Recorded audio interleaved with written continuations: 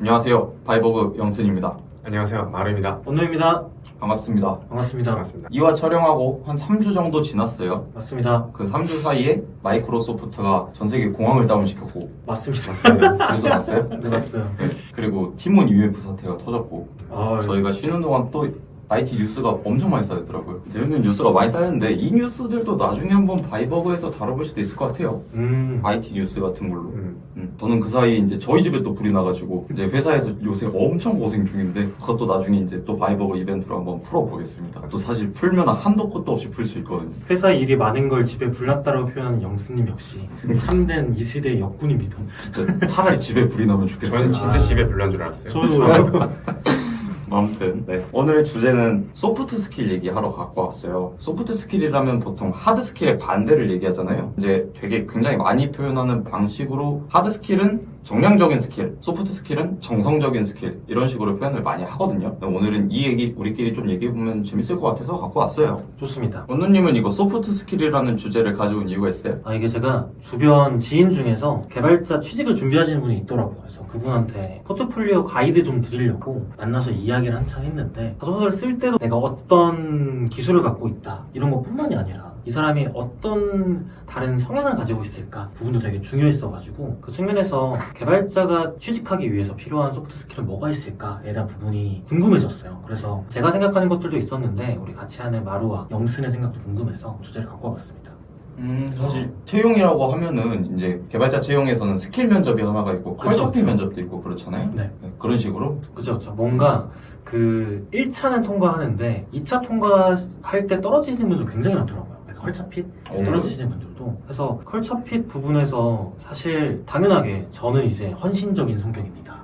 저는 남의 말을 경청하는 성격입니다. 수용적인 성격입니다. 이게 당연한 것들 있잖아요. 그런 거 말고 좀 더 개발자한테 잘 어울리는 성향이 뭐 있지 않을까? 소프트 스킬 있지 않을까? 라고 생각을 해보게 된 거죠. 보통 소프트 스킬의 종류라고 하면은 이제 가장 많이 나오는 게 커뮤니케이션 능력 아니에요? 그쵸. 피플 스킬. 피플 스킬? 네. 사람과 대하는 그런 것들 많이 나오는 것 같아요. 저는 사실 커뮤니케이션이 거의 소프트 스킬의 시작과 끝이라고 생각하거든요. 알파이자 오메가. 네. 이제 커뮤니케이션이라고 하면은 사실 말하는 능력도 있고 듣는 능력도 있고 하는데 저는 진짜 듣는 능력이 진짜 중요하고 정말 평가하기 어려운 스킬이라고 생각을 하거든요. 듣는 것도 마찬가지고 읽는 것도 마찬가지고 그리고 그 말하는 능력, 듣는 능력 중에 특히 듣는 능력이 부족한 분하고 이제 협업을 하게 되다 보면 그게 정말 좀 걸림돌이 많이 되기도 하거든요. 나 이거 말했는데 그러면 전 못 들었는데요? 이렇게 얘기 나오는 거죠.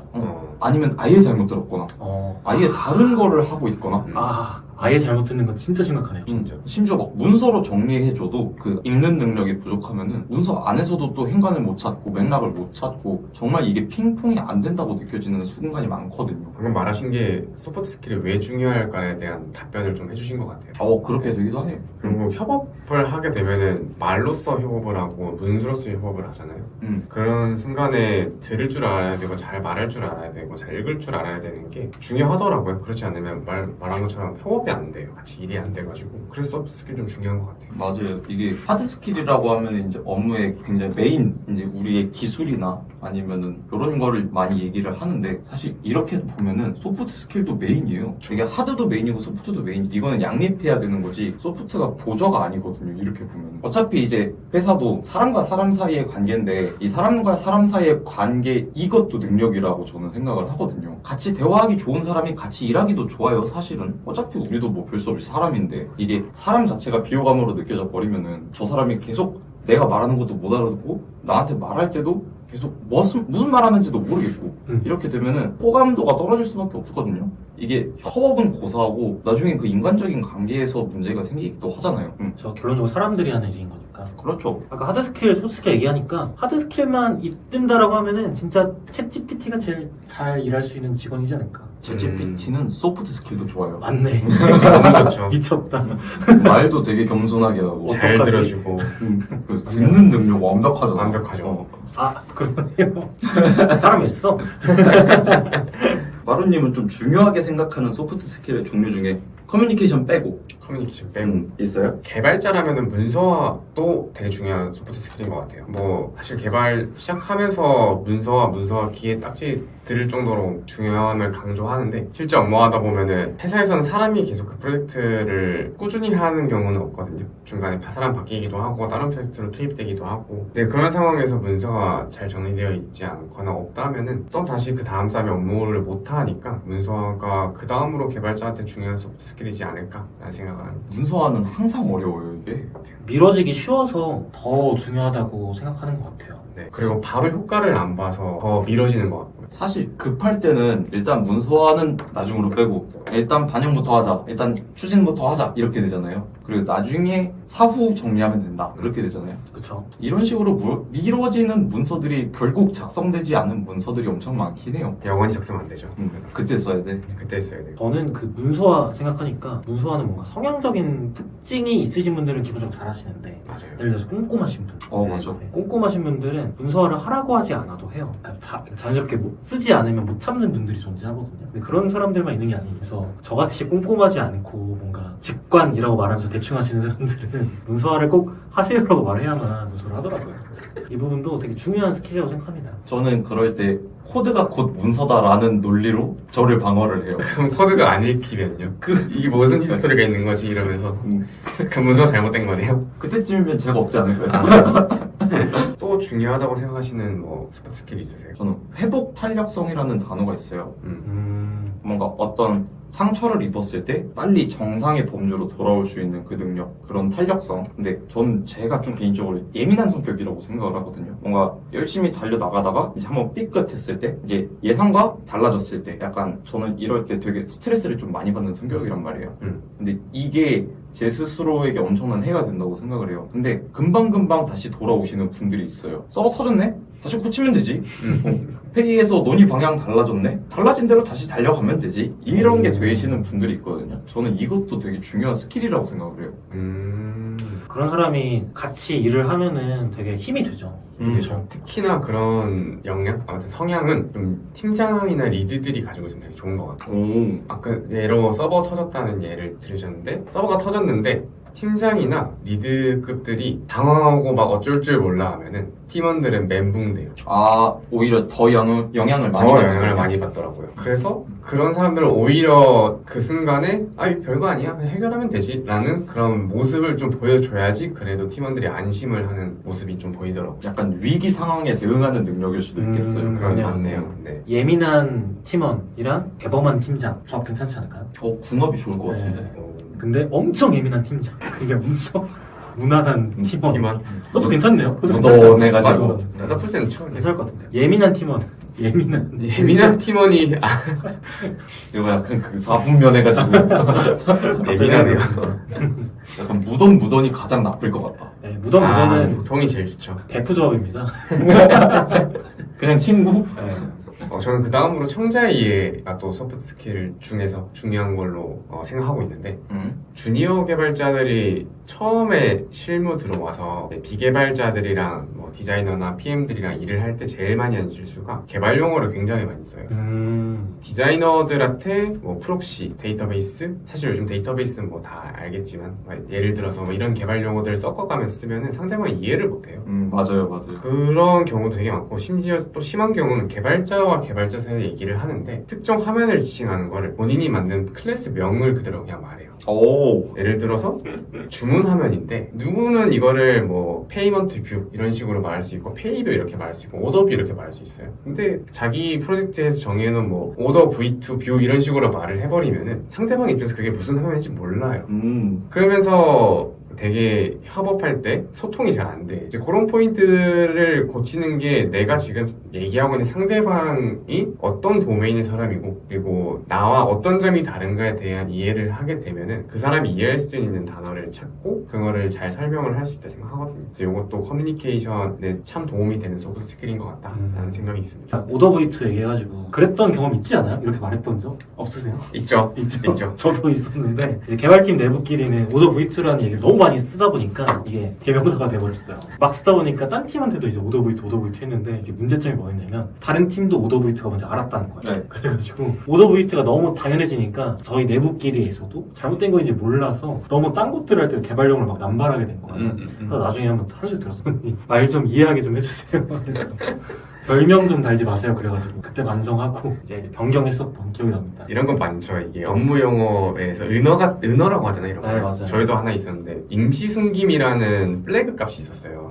어드민에서 이렇게 딸깍딸깍 할 수 있는. 근데 그게 영어로 돼 있었는데 영어가 템프 히든이거든요. 사람들이 이걸 다 템이 이렇게 줄여서 부르는 거예요. 그 상품 템이 해주세요 이런 식으로 다 하는데 새로 오신 분은 무슨 말인지를 몰라요. 그러겠죠. 템이가 뭐야? 일단 검색. 내가 모르는 거에 개념이 근데 또 문서는 안 남아있어 템이.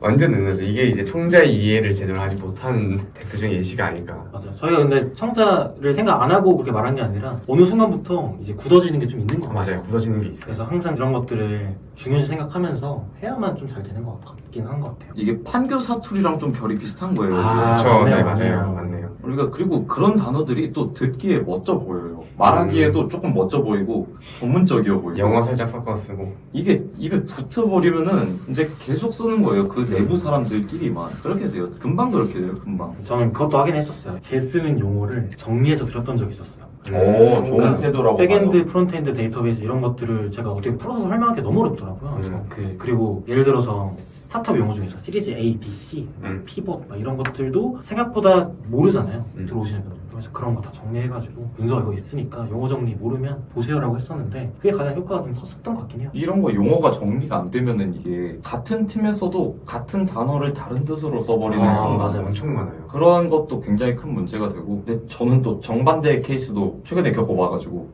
메일을 받았어요. 메일을 받았는데 이 짧은 문장 안에 한 팀을 지칭하는 용어가 3개예요. 우리 회사엔 프로젝트 관리팀이라는 게 없어요. 없는 팀이거든요. 제한팀이라는 팀이 없어요. 근데 한 메일 안에서 그렇게 용어를 3개를 자기 기분 따라 써버리면은 듣는 사람은 배려가 전혀 안 되는 거예요. 안 되죠. 네. 같은 단어를 다른 뜻으로 쓰는 경우, 다른 단어를 같은 뜻으로 쓰는 경우, 둘 다 커뮤니케이션 소통에서 굉장히 혼란을 가져와 버리는 경우가 되죠. 메일 얘기하니까 딴 회사랑 메일하면은 그런 경우도 되게 많아요. 그 회사에서만 쓰는 용어들이 있거든요. 맞아요. 막 C3 상황이라는데 C3 상황이 도대체 뭔데? 처음 들었지, 우리는. 무슨 거기서 쓰는 용어들을 쓰면서 해결해달라고 하는데 그럴 때마다 스트레스 너무 받아요. 특히나 메일 같은 경우는 한 번 답장하면 그렇죠. 또 회신이 늦게 오는데 빨리 해결해야 될 것 같은데 알지도 못하게 다 메일 작성해놓고서는 뭘 해달라는 건지. 근데 메일은 진짜 그런 경우 되게 많았던 것 같아요. 근데 저는 또 다른 회사들이랑 그렇게 커뮤니케이션 하다가 그 회사의 은어가 멋져 보여서 제가 회사로 수입해온 경우가 있긴 해요. 약간 영화 문익점 같은 느낌으로. 마이크로소프트 미팅을 갔었는데 네. 이제 저희가 회의 중인데 이제 그 회의 중에 다른 분이 들어온 거예요. 그 회의 멤버 구성 중에 누가 필요해서 원노님 지금 회의 끝나면 핑 주세요 이렇게 말씀을 하시는데 저는 그 얘기를 그 자리에서 처음 들었거든요. 그 용어를. 근데 들었는데 너무 멋져 보이는 거예요. 이 뜻이. 말하기도 멋있어 보이고 뜻도 바로 직관적으로 이해가 되고. 그래서 제가 그거 수입해와서 저희 회사 안에서 열심히 쓰고 있거든요. 근데 아직까지 사람들이 써줘요? 저밖에 안 쓰고 있어요. 잘 안 되더라고. 문익점이 쉬운 게 아니더라고. 경청을 안 하시는 것 같은데. 용어는 제가 적어놓으세요. 핑. 저는 회사에서 정치질도 할 수 있어야 한다고 생각을 합니다. 아까 전에 인간과 인간관계라고 말씀을 드렸었는데 해야 돼요, 솔직히. 사람과 사람이 살려면 정치가 필요할 수밖에 없어요. 이게 물론 이거를 악용을 하면은 이제 그 회사에서 유명한 빌런이 되는 거겠지만 사실 우리 팀 일이 급하고 저 팀 일이 급한데 서로 이제 첨예하게 대립을 하는 상황에서 이 분위기를 좀 누그러뜨리려면은 이런 정치질을 할 수밖에 없어요. 이게 논리로만은 설득이 안 되는 순간이 분명히 있거든요. 맞아요. 어쩔 수 없이. 그럴 때 좀 그냥 가가지고 미안하다. 솔직히 우리가 먼저 해줬어야 됐는데 이게 잘 안 됐다. 근데 아직 우리 일정 그래도 좀 여유 있지 않냐? 지금 우리가 벌써 이렇게 싸울 때가 아니다.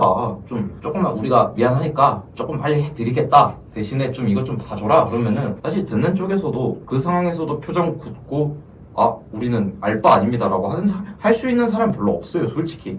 네, 그럴 때 그냥 그렇게 누그럽게 분위기 풀어주는 것도 사실 이 단어가 정치지라는 단어에 적합한지는 모르겠는데 저는 이것만큼 적합한 단어가 없다고 생각을 해서 이런 상황을 정치질이라고 표현을 하거든요. 그건 뭐 친목질? 정치질? 되게 부정적인 표현이긴 하네요. 정치질. 그 정치질이라는 단어가 되게 어감이 안 좋긴 해요. 네, 악어면 안 좋긴 하네요. 네, 긍정적인 면을 설명을 해주신 거잖아요. 맞아요. 뭐 저는 좋게 표현해보자면 설득의 기술이 정치질이라고 생각하거든요. 그게 일을 하다 보면은 이 주어진 일을 잘 완수하기 위해서는 타 팀의 공조가 필요할 수도 있고 맞아요. 아니면 완전히 반대되는 상황을 우리가 설득해서 진행해야 되는 순간도 있고 뭐 예를 들어서 디자인팀은 해야 될 게 이만큼 쌓여있는 건데 디자인팀이 일을 하지 않으면 우리 팀의 중요한 이제 과업을 완수하지 못한 상황이라고 하면은 디자인팀 설득을 해야겠죠. 이런 되게 중요한 과정에 설득이 필요할 때 영수님이 말했던 것처럼 옆에 와서 이런 식으로 하는 건데 저는 이제 정치라고 표현하지 않고 이거는 신뢰를 쌓는 과정이다. 사람과 사람 정말 신뢰를 쌓는 과정이다. 저는 신뢰도 신뢰고 호감이라고도 표현을 하거든요. 맞네요. 저는 그래서 스몰톡을 되게 적극적으로 사용을 하는 편이에요, 사실은. 이제 뭐 딱히 접점이 없는 사람이더라도 오며 가며 한 번씩 마주쳤을 때 그냥 스몰톡 한 번씩 노력하는 거, 저는 이걸 노력이라고 생각을 하거든요. 엄청난 노력이죠. 거기서 쌓아놓은 호감이 언젠가는 또 돌아와요. 맞아요. 또 잘하세요? 저는 굉장히 열심히 합니다. 오늘도 되게 많이 하고 왔어요. 스몰톡만 하고 오신 건 아니죠? 오늘 약간 그럴 수도 있어. 오늘 일 잘 안 됐거든. 설득 어려운데. 배민도 스몰톡이 10개명 안에 있잖아요. 맞아요. 네, 그것도 일이다. 스몰토크도 일이다. 맞는 것 같아요. 왜 일이냐고 표현했는지 처음엔 몰랐는데 시사생활 하다 보면서 말씀하신 신뢰를 쌓기 위해 좋은 방법 중 되게 괜찮은 방법이거든요. 스몰토크 굉장히 중요한 것 같습니다. 그리고 유독 우리가 이제 개발 직군에 있으니까 사실 긱한 성향의 분들이 굉장히 많은 집단 중에 하나잖아요. 맞습니다. 개발자들은. 그래서 그런지 유독 그런 쪽이랑 좀 거리가 있는 분들을 심심치 않게 봐요. 내가 일만 잘하면 됐지. 내 코드로 설득을 하면 되지. 내 결과로 설득을 하면 되지. 왜 굳이 내가 이런 것까지 신경을 써야 되는지 모르겠다. 내가 왜 여기 참석을 해야 되느냐. 이런 분들이 꽤 많거든요. 근데 저는 솔직히 말해서 그런 분들 중에 그 하드 스킬이 그래도 될 만큼 높으신 분을 본 적이 없어요. 어차피 본인이 부족한데 하드 스킬이 조금 부족하면은 그거를 소프트 스킬로 채울 능력, 그 노력이 그렇게 어려운 노력이 아닐 텐데 저는 좀 적극적으로 노력을 했으면 좋겠어요. 맞습니다. 특히 개발자분들이 그런 성향을 가지기 쉬운 것 같아요. 맞아요. 네. 후천적으로 쉬워지는 것 같아요. 선천적으로 그런 것보다는 혼자서 코드를 많이 짜게 되다 보니까 그런 것 같습니다. 하드 스킬만 있어도 일이 되거든요, 개발자는. 맞아요. 그리고 그렇게 하다 보면은 소프트 스킬이 또 떨어지는 거 느끼세요? 처음에 개발 많이 할 때 한 일주일 동안 개발만 했던 시기가 있었는데 끝나고 나서 사람을 만났는데 말이 안 나오는 거예요. 맞아요. 단어가 생각이 안 나요. 저는 제가 예전에 되게 유창하게 말을 했다고 생각을 했거든요. 말해서 기승전결 나눠서 내 맥락, 핵심, 주제 이런 거 잘 전달했다고 생각을 했는데 뭔가 그거를 한동안 안 하게 되다 보면은 나중에 말을 내가 잘 못하고 있다는 게 말을 뱉으면서 실시간으로 느껴지는 거예요. 내가 지금 무슨 말을 하고 있는 거지? 이게 소프트 스킬도 갈고 닦아야 돼요. 제가 마루님이 추천해주신 책 중에서 이제 7년차 개발자, 1년차 개발팀장? 매니저 1일차? 맞아, 매니저 1일차. 아무튼 그 책을 보고 되게 많이 느꼈는데 그 팀장이 되면 될수록 소프트 스킬이 더 중요해진다라고 생각을 많이 했어요. 거기서 막 원온원을 어떤 식으로 해야 된다 이렇게 적혀있는 책이었거든요. 그거 보면서 와 이게 개발자냐 심리상담가냐 아니면 리더냐 뭐냐 모르겠다 일 정도로 되게 직급이 올라가면 올라갈수록 더 필요해지는 소프트 스킬이 많아진다라고 생각이 들었습니다. 전적으로 동의해요. 관리자가 되면은 이제 팀원이었을 때보다는 사실 더 접촉하는 사람들이 많아지고 자기가 더 많은 사람들한테 영향을 끼치게 되니까 만약에 그런 사람이 커뮤니케이션 능력이 부족한 사람이다. 회복 탄력성이 떨어지는 사람이다. 이렇게 돼버리면은 너무 많은데 악영향을 주게 되잖아요. 못하죠. 기본적으로 팀장이나 리더는 이거 하는 사람들이에요. 이게 아니고. 다 이거 하고 왜냐면은 실무를 당연히 팀원들이 더 많이 하게 될 거잖아요, 팀장보다는. 그래서 팀장은 방향성을 설정하고 그 방향의 팀원들이 다 달려갈 수 있게 설득하고 이끌어야 되는데 요게 안 되면 말짱 도루묵이죠. 할 수 있는 게 없어요, 팀장은. 그러면 그렇게 되면은 만약에 하드 스킬이 극단으로 높은 팀장이 있다고 했을 때 네. 소프트 스킬은 거의 낙제 수준, 그리고 소프트 스킬이 극단으로 높은데 하드 스킬이 굉장히 떨어져요. 근데 어쩌다가 높은 평가를 받게 돼서 팀장에 간 케이스, 어느 팀장하고 일하는 게 편할까요? 무조건 후자 아닌가요? 저는 무조건 후자. 팀원 입장에서? 네. 근데 우리는 사실 기술을 다루는 사람들이잖아요. 문제를 해결하는 사람이거든요. 문제가 생겼을 때 후자의 팀장은 사실 전혀 해결책을 제안하지 못할 텐데 팀원이 해줄 거예요. 그러니까요. 팀원의 소프트 스킬이 아주 낮고 하드 스킬이 높은 팀원이 있으면 돼요. 해결이 돼요. 근데 팀장은 결국 소프트 스킬로 먹고 사는 직업이라 생각하거든요. 하거든요. 근데 그런 사람이 안 되면 팀이 와야 될 게 분명해요. 근데 실력으로 보여주는 리더십도 있잖아요. 그 하드 스킬이 높은 팀원이 해결하면 된다고 말씀을 하셨는데 우리 팀이 가지고 있는 하드 스킬의 한계점이 요거밖에 안 된다고 하면은 전자의 팀보다 후자의 팀이 해결할 수 있는 문제가 압도적으로 적지 않을까요? 저는 협업이 좀 덜한 팀에서는 하드 스킬로 증명하는 팀장이 가능하다고 봐요. 저 회사로서 제가 일반적으로 우리가 알고 있는 회사에는 다 협업이 중요한 회사라 가지고 다른 곳에서 좀 예시를 찾자면 예를 들어서 팀 단위로 스타크래프트 리그, 게임 리그를 나가는데 거기서는 협업을 할 필요 없어요. 그렇죠. 개인전으로 그냥 한 명이 월등히 잘하면은 그냥 그 팀이 잘하게 돼 있어요. 그리고 그런 사람이 리드가 돼야 된다는 건 저는 동의를 해요. 왜냐면은 결국 실력이 거긴 답이니까. 근데 협업을 해야 되는 팀에서는 결국 협업을 해야지 팀이 존재할 의미가 있거든요. 소프트 스킬이 없는 팀장 안에서는 아무도 협업을 하지 않아요. 예를 들어서 우리가 뭐 조별 과제를 한다고 치면은 협업을 하지 않으면은 팀장이 협업을 하지 않아가지고 팀원들이 다 따로 놀면은 조별 과제를 만들 때 누구는 발표 준비하고 누구는 자료 준비하고 누구는 PPT 만들어야 되는데 3명 다 PPT 만들고 있을 수도 있어요. 그 회사 일이 그렇게 돌아가는 경우들을 봤어요. 많죠. 네, 팀장이 중심점을 안 잡아주면 중간에서 당신은 이걸 잘하니까 이걸 해요, 이걸 잘하니까 이걸 해요, 이렇게 소프트 스킬로 탁탁탁 풀어줄 사람이 있어야 되는데 그게 없으면은 혼자 개발만 하고 있으면은 그냥 그 나머지 3명은 아무것도 안 한 게 돼버린 거예요. 근데 그러면 팀장인 경우에는 그렇다고 하는데 팀원인 경우에는 사실 우리가 우리 회사에 커뮤니케이션 잘하는 사람이 너무 부족해 라는 말 잘 안 하지 않아요? 우리 회사에 지금 이 피처를 쳐낼 사람이 있어야 되는데 이 사람이 부족해 라는 말을 더 많이 하잖아요. 사실 채용이 급한 거는 하드 스킬이 높은 사람 아니에요. 우리가 막 사람을 뽑아야 돼. 그러면은 저희가 이제 사람을 뽑는 사람이고 극단적으로 팀원을 딱 옵션이 2가지가 있는데 한 명은 소프트 스킬이 좋지만 하드 스킬이 낮고 한 명은 하드 스킬이 좋지만 소프트 스킬이 낮고 이런 케이스인 거죠. 저는 소프트 스킬이 좋은 사람 뽑을 것 같아요. 그래도? 네, 이유는 하드 스킬은 어느 수준까지는 팀장이 해결해 줄 수 있어요. 뭐 대신 해준다거나 아니면 성장시켜줄 기회를 줘가지고 성장을 시켜준다거나. 근데 소프트 스킬은 보통 그 사람이 살아온 가치관의 영향을 많이 받는 것 같거든요. 그래서 옛날 말 중에 어르신들 말 중에 사람 바꿔 쓰는 거 아니다라는 말이 있잖아요. 그게 딱 적용되는 것 같아요. 그래서 단순하게 비용적인 측면에서 계산해 본다면은 소프트 스킬을 고치는 것보다 하드 스킬을 고치는 게 더 효과적이에요, 비용적으로. 저는 그래서 차라리 뽑을 거면은 소프트 스킬 좋은 사람을 뽑겠다라는 의견입니다.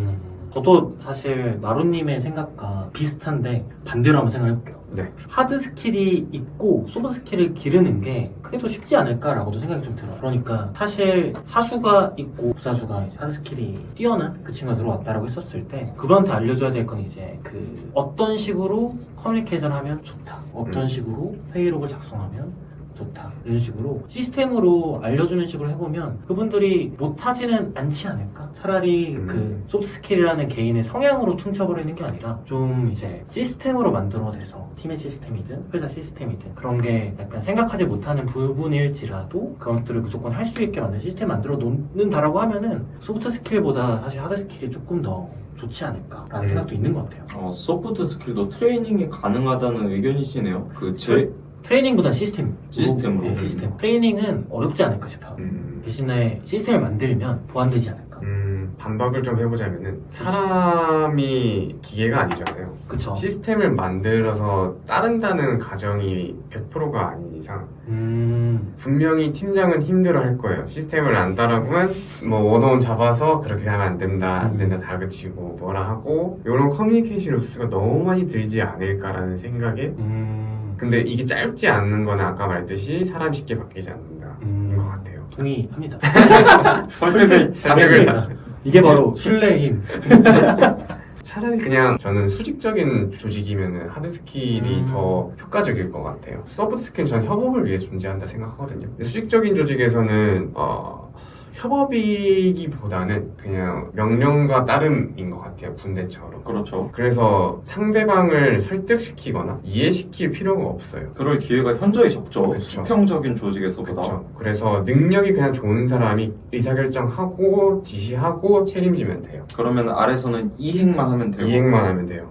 그러면 저는 무조건 하드 스킬이 강한 사람들을 뽑을 것 같아요. 결국 그 사람이 잘한다는 보장이 있으니까. 마루님은 무조건 소프트 스킬이 먼저다라고 말씀하셨는데도 그 상황에 따라서 하드 스킬이 우선되는 상황은 있을 수 있다. 있다.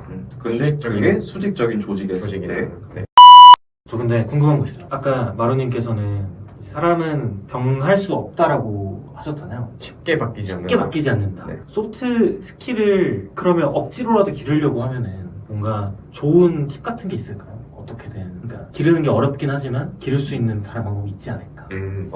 일단은 아까 가치관을 통해서 소프트 스킬이 반영이 된다고 했었잖아요. 보통 본인이 갖고 있는 소프트 스킬 중에 안 좋은 영역들은 본인이 안 좋은지 잘 모르는 것 같아요. 왜냐면은 본인은 그렇게 뭐 몇 년, 몇십 년을 살아왔으니까 그런 뭐라 해야 될까요? 커뮤니케이션 스킬이라든지 그다음에 문서화 스킬이라든지 이런 것들이 잘못됐다고 생각하지 못했겠죠. 근데 저는 그게 틀린 것보다는 조직이랑 핏이 맞지 않는다 생각하거든요. 제가 방금 잘못되라고 표현한 영역도 어떤 조직에 가면은 옳은 걸 수도 있어요. 근데 아무튼 이제 현재 조직에 적응하기 위해서는 요거를 고쳐야 될 거잖아요. 저는 이거를 제일 확실하게 고치는 방법은 상대방한테 그냥 물어보면 되는 것 같아요. 결국은 나랑 커뮤니케이션 하는 사람은 상대방이잖아요. 그럼 내가 무슨 얘기를 하는지 상대방이 나보다 더 잘할 수도 있거든요. 그래서 제일 확실하게 피드백 해줄 수 있는 사람들은 팀장인 것 같고 그 다음에 또 도움되는 거는 팀원들이랑 그래도 얘기를 되게 많이 할 거예요. 그 순간에 팀원들한테 뭐 밥 사주면서 아니면 커피 사주면서 고민 상담 뭐 이런 느낌으로 물어보는 거죠. 내가 뭐 말 실수한 건 없냐, 아니면 내가 뭐 말할 때 더 신경 쓸 건 없냐, 이런 식으로 물어보면 생각보다 피드백이 많이 나올 거예요. 그리고 충격도 많이 받을 거고. 왜냐면 나는 몇 년 동안 내가 맞다고 생각하고 살아왔으니까. 맞네요. 네, 그런 식으로 그 조직의 핏에 잘 맞아가면 좋지 않을까라는 생각이 있습니다. 맞아요. 말씀하신 대로 소프트 스킬의 많은 영역은 이제 본인의 성향이나 가치관에 따라가게 되는데 이거는 최소 20년 이상 쌓아온 거거든요. 이래서 내가 잘못했다고 느끼기도 쉽지가 않고 그걸 바꾸는 것도 또 쉽지가 않아요. 맞아요. 저는 그 맥락에서 소프트 스킬을 길러야 한다면 이 사람에게 적합한 소프트 스킬이 뭔지 분류하는 것부터가 먼저라고 생각을 하거든요. 제가 아까 말했던 것 중에 결국 사람 관계라고 했는데 그래서 호감을 쌓는 것도 굉장히 중요하다고 했는데 이게 정말 어려우신 분들이 있어요. 그쵸. 이게 맞아요. 성향적으로 그게 어려운 분들이 있는데 이 사람들한테 야, 너 쟤랑 일하려면은 제가 널 좋아하게 만들어야 돼 그러면은 그 사람은 퇴사할 거예요. 그게 정말 쉬운 게 아니거든요. 그분들한테는. 그러면은 포기할 건 빨리 포기해야 돼요. 포기할 거 빨리 포기하고 그 사람의 소프트 스킬 중에서도 강점인 게 있을 거예요. 차라리 그거를 빨리 캐치를 해서 그거를 아예 극단으로 키워주고 다른 사람들한테 얘 봐라 이거는 부족하지만 이건 잘하지 않냐 이런 식으로 그 팀 내에서 그 사람의 입지를 만들어주는 게 이게 본인의 고집이 굉장히 심하고 약간 말투가 이제 친절하지 않은 분들 이런 분들이 되게 본인의 프라이드가 강한 경우가 많아요. 본인의 작업물에서도 아주 조그만 실수도 용납을 못해요.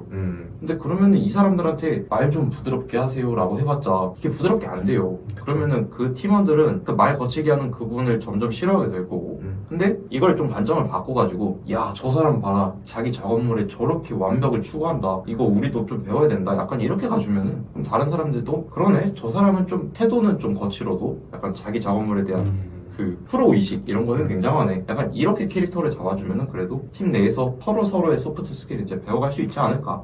좋네요. 그리고 그렇게 해야 또 그 사람도 부드러워져요. 맞아요. 영신이 육아 잘할 것 같아요. 약간 오은영 같았어요. 저도 궁금한 거 하나 생겼는데 만약에 우리가 개발력 이런 얘기 하잖아요. 회사력이라는 게 있다면 이제 회사력이라는 게 있다면 회사력이 1000인 회사와 1만인 회사 회사력이 1만인 회사와 회사력이 한 100 정도밖에 안 되는 회사 이 회사의 차이가 엄청날 거잖아요. 외적인 크기부터 하드 스킬은 무조건 이쪽이 높을 수밖에 없어요. 소프트 스킬도 이쪽이 높을까?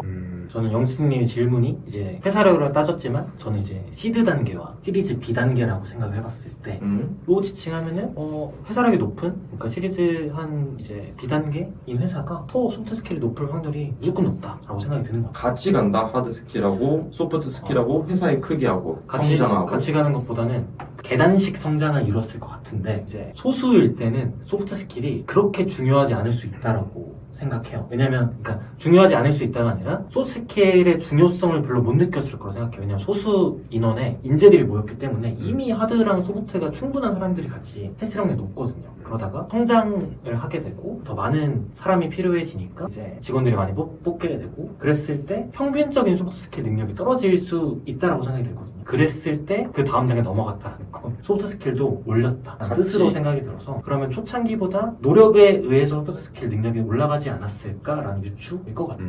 근데 그렇게 보면은 그 노력 더 어려울 것 같아요. 회사의 사이즈를 키우는 거, 회사 직원들의 평균적인 하드 스킬을 키우는 거, 이것보다 회사 직원들의 평균적인 소프트 스킬을 키우는 거, 저는 이게 제일 어려울 것 같은데? 그래서 채용이 더 어려워지지 않을까라는 그런 생각인 것 같아요. 여기 인사 담당자들이 더 힘들어지겠네요. 그렇게 되면. 그래서 HR 하는 인재 담당하는 쪽에서 캠페인 같은 걸 좀 많이 하는 것 같아요. 캠페인? 회사들 보면은. 네. 아까 말한 배민의 그 10개명도 그렇고 이 회사에서 사람들이 소프트 스킬을 잘 발휘하려면은 어떤 행동 강령이 있어야 되는지, 뭐 스몰 토크를 많이 하세요, 아니면은 회의 시간을 많이 잡지 마세요, 이런 식으로 어떤 행동 관념을 많이 주고 그걸 캠페인을 좀 많이 하는 것 같아요. 이렇게 해야지 우리 회사의 소프트 스킬을 잘하는 사람이 된다라고. 마루님네 회사도 그런 노력 되게 많이 했잖아요.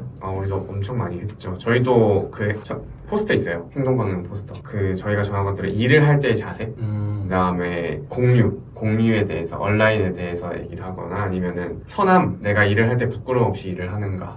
일을 하다 보면은 굉장히 자신과 회사를 속일 때가 많거든요. 그럴 때 스스로에게 부끄러움이 없지 않은가, 그런 것들에 대한 행동 강령도 있고, 그리고 근거 있게 말하기, 이런 거 있고, 그다음에 저희도 스몰 토크 있습니다.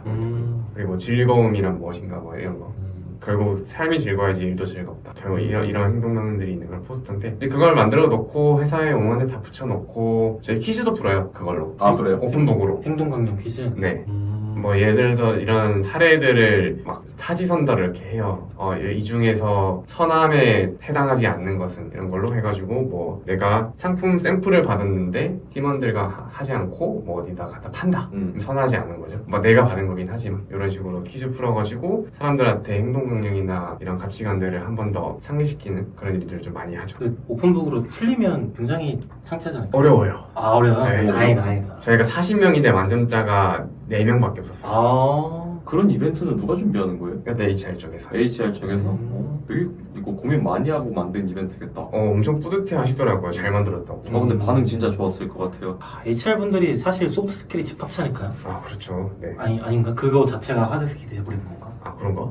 그럴 수도 있겠네요. 우리한테 소프트 스킬이 누군가에게는 하드 스킬일 수도 있겠네. 그럴 수도 있겠네. 그런 생각은 또 못 해봤어요. 좋네요. 이게 저는 소프트 스킬 얘기하면은 항상 하는 말이기도 한데, 소프트 스킬은 사람들이 잘 겸손해지지가 않아요. 소프트 스킬과 소프트 스킬이 부딪혔을 때 문제가 생기면은 밖에서 원인을 찾는 경우가 정말 많거든요. 하드 스킬에 대해서는 지적 겸손이라는 단어도 있고, 우리가 항상 우리 작업물에 대해서도 의심을 해봐야 된다, 이런 게 되게 많은데, 소프트 스킬은 아까 말했던 것 때문일 수도 있어. 20년 넘게 쌓아온 스킬이니까 이게 나름대로 자부심을 가지고 있는 분, 나도 모르게 자부심을 가지게 될 수가 있어서 여기에서 겸손해지기가 좀 쉽지 않거든요. 사실은 내가 말을 했는데 상대방이 못 알아들으면 어휴, 저 사람은 커뮤니케이션이 안 돼. 말을 못 알아들어.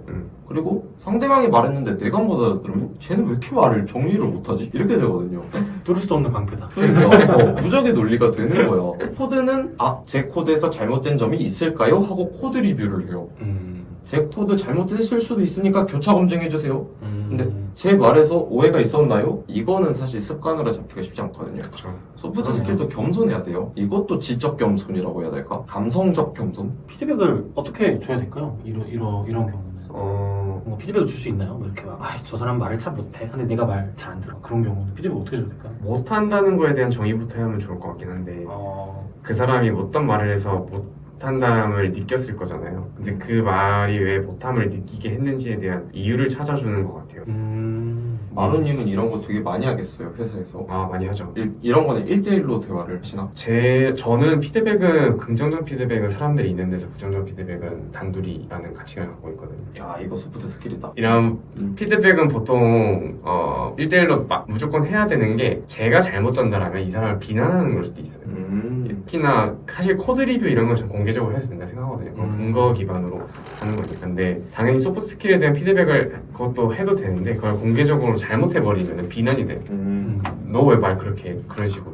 근데 보통 팀장 A급이 그걸 말하면 다른 사람들은 그런 줄 알거든요. 그쵸. 근거가 생겨버리죠. 내 원인이 자리라는 것 생겨버리죠. 때문에 근거가 생겨버려요. 그렇게 돼버리면은 그게 정치질의 또 한 면모인 것 같아요. 제가 그렇게 만들어버린 거니까. 그랬을 때 그런 식으로 하면 안 되고 보통 1대1로 말하는데 대신 조심스럽게 다가가려고 노력하죠. 너는 틀린 게 아닌데 내가 생각했을 때는 좀 다르게 느낀다. 그 말에 대해서. 그 말을 함으로써 지금 우리 팀이 이런 문제가 생긴 것 같고 그 문제를 해결해야지만 우리가 또 다음 스텝을 밟을 수 있을 것 같아서 어떻게 생각하냐. 그런 식으로 피드백을 드리는 것 같아요. 정말 말하면 말할수록 관리자의 소프트 스킬은 더 어려워요. 맞아요. 쉽지가 않네요.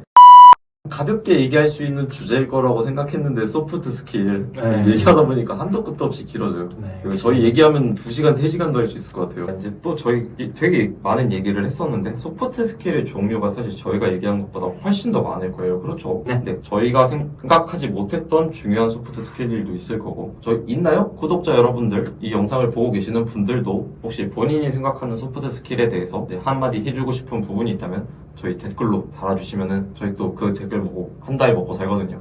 그러시면 감사하겠습니다. 하이버그 이번 주는 여기까지만 할까요? 네, 좋습니다. 알겠습니다. 그러면 다음에 또 새로운 주제로 올게요. 바이. 버그.